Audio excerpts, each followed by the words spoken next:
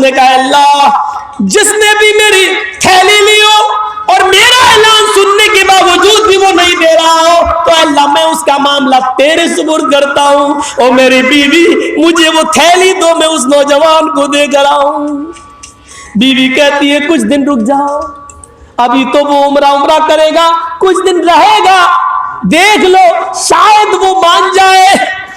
کہا بیوی چلو اتنی سی بات تمہاری مان لیتا ہوں، لیکن اگر 2-3 دن میں زندہ نہ رہو تو یہ تمہاری ذمہ داری ہے کہ وہ تھیلی تم اس نوجوان تک پہنچا دینا۔ کہا ٹھیک ہے۔ یہ دوسرے دن پھر ظہر کی نماز پڑھنے جاتا ہے۔ ظہر کی نماز کے بعد جو خراسانی نوجوان پھر کھڑا ہوتا ہے، کہتا ہے لوگوں اگر میری تھیلی جس میں 1000 سونے کے سکے 1000 دینار تھے اگر کسی کو ملی ہو تو وہ دے دے، اللہ اس کو ڈبل اجر دے گا۔ یہ بوڑھا پھر کھڑا ہو گیا، کہتا ہے نوجوان کل میں نے تمہیں ایک مشورہ دیا تھا، تمہاری سمجھ میں نہیں آیا، سنو ہو سکتا ہے اللہ سے ڈرنے والے کسی آدمی کو تمہاری تھیلی مل گئی ہو لیکن وہ غریب ہو اور اس کی وجہ سے نہ دے پا رہا ہو، تم 100 دینار کا نہ صحیح تو 10 دینار کا ہی اعلان کر دو، 10 دینار ہی دے دو۔ اگر 10 دینار کا اعلان کرو گے تو شاید اللہ سے ڈرنے والا 10 دینار کے ہی لالچ میں وہ تمہیں واپس کر دے، تمہارے پاس 990 دینار رہیں گے، 10 دینار اس کو دے دو گے تو کیا بگڑ جائے گا؟ یہ بھی بڑا ضدی خراسانی نوجوان کھڑا ہوتا ہے، کہتا ہے اے بوڑھے میں نے کل بھی تجھ سے کہا تھا اپنی زبان بند رکھ، آج بھی کہتا ہوں اپنی زبان بند رکھ، میں 10 بھی نہیں دوں گا۔ اے اللہ جس نے میری تھیلی لی ہو اور میرے اعلان کے باوجود بھی اس کے کانوں میں آواز گئی ہو اور پھر بھی وہ میری تھیلی واپس نہیں کر رہا ہے تو اے اللہ میں اس کا مقدمہ تیری عدالت میں پیش کرتا ہوں۔ بوڑھا کہتا ہے میرے پیروں کے نیچے سے پھر زمین سرک گئی، کتنا ظالم ہے، یہ اشارہ بھی نہیں سمجھ رہا ہے۔ میں پھر گھر آ گیا اور جب گھر آیا تو میں نے اپنی بیوی سے کہا وہ نوجوان 10 دینار کے لیے بھی تیار نہیں، میری بیوی کل ایک بار اور دیکھوں گا۔ صبح اٹھ کر پھر گیا، ظہر کی نماز پڑھی، اس نوجوان نے پھر اعلان کیا آج 3را دن ہے اور آج کے بعد میں چلا جاؤں گا، اگر کسی کو بھی میری تھیلی ملی ہو جس میں 1000 دینار ہے وہ مجھے دے دے، اللہ اس کو ڈبل اجر دے گا۔ یہ بوڑھا کہتا ہے نوجوان 100 بھی نہیں 10 بھی نہیں، شاید خوف خدا کھانے والے کسی آدمی کو ملی ہو اور وہ غریبی کی وجہ سے نہ دینا چاہ رہا ہو، اے نوجوان کم سے کم تو 1 دینار کا ہی اعلان کر دے، اگر 1 دینار اس کو دے دے گا اور وہ تجھے پوری تھیلی دے دے تو تیرا کیا بگڑ جائے، شاید اس کے بیوی بچے 1 دینار سے اپنا پیٹ بھر لیں، کچھ کپڑے اپنے خرید لیں۔ وہ کہتا ہے بوڑھا اے بوڑھے تو بھی 3 دن سے تو ہی اٹھ رہا ہے، کسی کو اتنی فکر نہیں، تجھی کو فکر ہو رہی ہے، اپنی آواز کیوں نہیں بند رکھتا ہے؟ میں 1 دینار بھی نہیں دوں گا، 100 بھی نہیں 10 بھی نہیں 1 بھی نہیں۔ اے اللہ جس نے بھی میری تھیلی لی ہو اور میرے اعلان کے باوجود مجھے نہ دے رہا ہو میں اس کو تیرے حوالے کر کے میں چلا جا رہا ہوں، اے اللہ اس سے تو نبٹنا۔ یہ بوڑھا غصے میں اٹھا، کہنے لگا اے نوجوان 1 دینار بھی نہیں دے گا، کہنے لگا نہیں اے نوجوانا تیری تھیلی میرے پاس ہے، اے نوجوان چل تیری تھیلی میرے پاس ہے، آ میرے گھر اور اپنی تھیلی لے جا۔ وہ نوجوان اس بوڑھے کے ساتھ چلنے لگا۔ محمد ابن جعفر طبری جو مکے میں پڑھتے تھے وہ کہتے ہیں کہ میں چپکے سے پیچھا کرنے لگا کہ دیکھیں آخر یہ بوڑھا کہاں رہتا ہے اور 3 دن سے کیوں اس کو پریشان کر رہا، آج کیوں دیتا ہے۔ 2-3 کلومیٹر جب گھر آ گیا چلنے کے بعد تو جھونپڑی دیکھی، بوڑھا کہتا ہے نوجوان رک جاؤ، میرے پاس جھونپڑی کے علاوہ کچھ نہیں ہے، میری بیٹیاں اور میری بہنیں ایک ہی جھوپڑی میں رہتی ہیں, ان کو کچھ پردہ کرا دوں, پھر تمہیں اندر لے کے چلوں گا. ٹھیک ہے, چلا گیا, پردہ وردہ کرا کے آیا. گیلری تھی چھوٹی سی, وہاں سب چلی گئی اور چھوٹا سا سوراخ تھا, اس میں سے دیکھنے لگی. لبابا چاروں بیٹیاں دونوں بہنیں دیکھنے لگی کہ دیکھیں یہ کیا ہوتا ہے. نوجوان اندر آ جاؤ. نوجوان اندر چلا گیا. بوڑھا لکڑی کی الماری کھولتا ہے, 1000 دینار نکالتا ہے تھیلی اور دے دیتا ہے. کہتا ہے نوجوان یہاں سے اٹھنے سے پہلے گن لو پورے ہیں کہ نہیں. اس نے گنے, پورے کے پورے 1000 نکلے. کہا بابا شکریہ آپ کا, جزاک اللہ, اللہ تمہیں ڈبل اجر دے.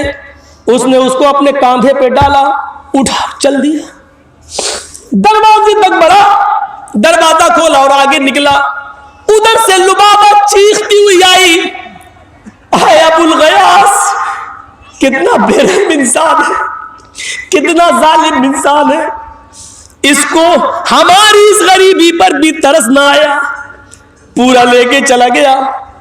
مجھے ایسا لگا آج جیسے میرا کوئی جوان بیٹا مر گیا ہو. آج کا دن میرے لیے ایسا ہے جیسے میرا جوان بیٹا میں نے کھو دیا ہو.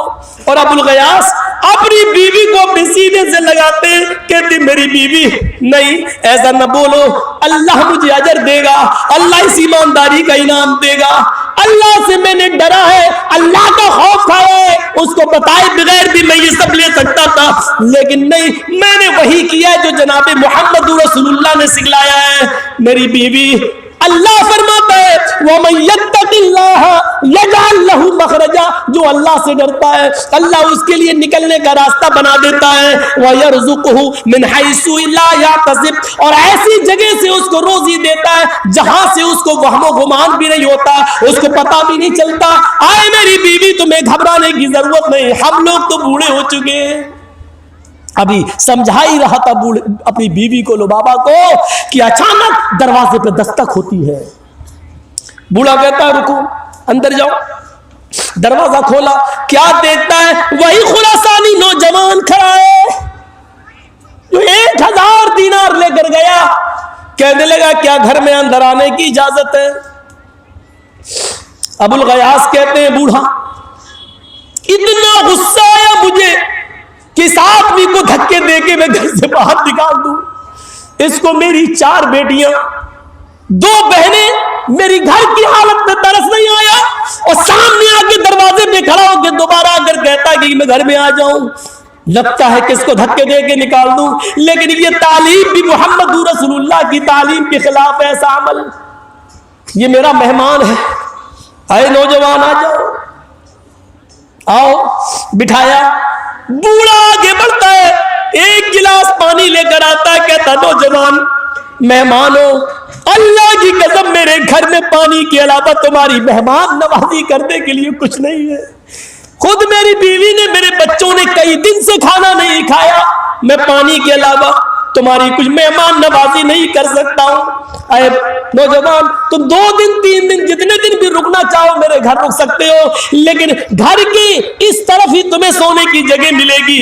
یہاں میری بچیاں, میری بہنیں اور میری ساس سوتی ہیں.